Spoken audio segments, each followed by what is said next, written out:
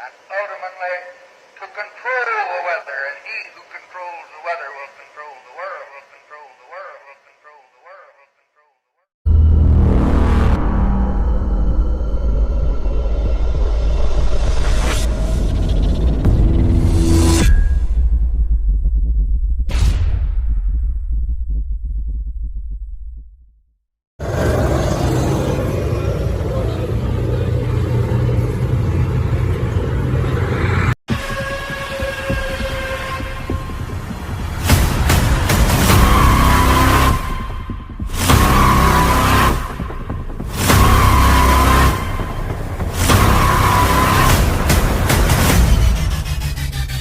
There are over 5 versions of these machines all over the world.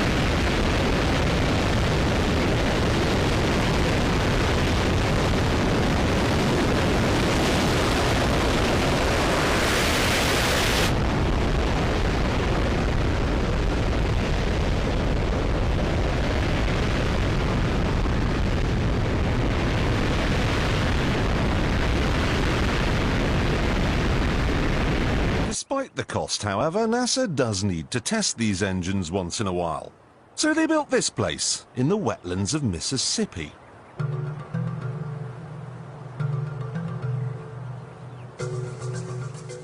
The first thing they installed was a huge loudspeaker, through which they played white noise to simulate the sound of a rocket. They then sent a number of trucks in different directions out into the wilderness, and the drivers were ordered to stop when the noise levels became acceptable. This gave them an imaginary boundary line, and anyone living on the inside of it was offered a simple choice. Stay, and you'll never hear another television program as long as you live. Or take the NASA shilling and get out. No one stayed, and NASA ended up with exactly what it wanted. 125,000 acres of nothing.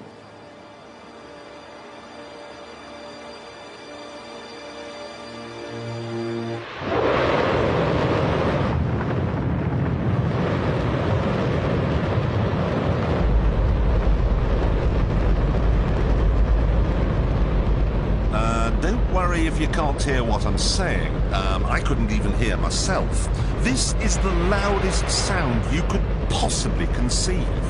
And, as it turns out, the cleanest.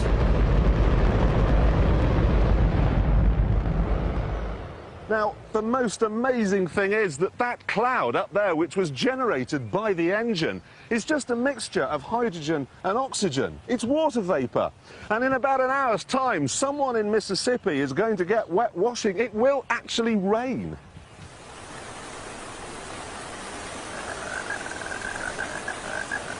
I told you, it's raining. That's unbelievable. Oh. Okay, so we talked about this last week, and now we're going to do a deep dive with Davo. Dubai is making it rain in a sweltering desert by zapping clouds with electricity using drones. Fascinating, isn't it? So much to ask, but let's take it, and then we'll do a few questions. Before we talk about what's happening in Dubai, let's talk about cloud seeding in general, because a lot of people, I don't think, understand what cloud seeding is. And this has been going on for decades, by the way. This is not something that's brand new. But traditionally, what cloud seeding is, it involves using aircraft or drones or even some cannons to push silver iodide up high into the clouds. Why silver iodide? Because that has the same crystallized structure as ice. So once it gets up into the clouds, it starts to accumulate ice on it and these large raindrops, which helps, especially in a cloud mass that's not really going to rain. It helps to bring rain and especially snow down. So it works. It does work marginally, but the problem with silver iodide through the years has been this, is that they feel it could be harmful to aquatic life. Okay. So over in Dubai, which is what you're seeing here, they took it a different step, and what they basically did, they had a fleet of drones that flew up into cloud cover and they use electrical charges to force water droplets to combine into larger ones. So not silver, not cloud seeding as we know. No, they're not using the traditional silver iodide, which takes out the environmental aspect of that, okay? So they're using just electricity to create larger raindrops. Why larger raindrops? Because in Dubai, they only average about 4 inches of rain per year, as most of the rain that falls out of the clouds evaporates. Because it's so hot, it's so dry, and the water molecules are so tiny. So they're trying to stimulate by using electricity these droplets to be larger. Hence, they can make it to the ground.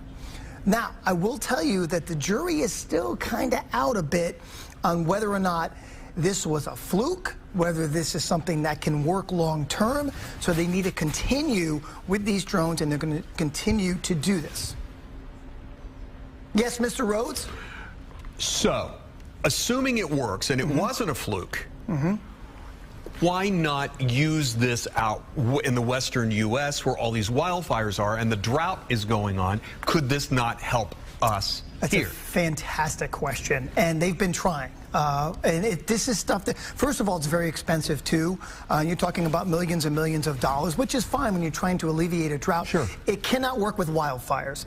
Here's the thing. You can't just throw silver iodide or electricity into a clear sky and it rains. It doesn't work that way. You have to have the right cloud structure, the right cloud height. They have to be tall, getting up well into the freezing layers. Then you can try to stimulate that process. And they've done that out west. During the winter time, when they get days and days of cloud cover, they've done that, and they've noticed they've been able to increase the snowfall pack 5 to 15%. Okay. But the area and the weather, Russell, around wildfires is not conducive to that type of cloud cover, so you can't do it. In other words, we need to treat the drought, which will then alleviate the wildfires. Does that make sense? Yes. And that's the way it has to go. 5 to 15% increase in precipitation out west due to this. It's a start. Okay. And it's a good start, especially over in Dubai for those folks who are just trying to generate more rainfall. Now, on the opposite side about, oh, we can't, we're done, we can't, we don't need more time. Another time, we'll pick it up another time.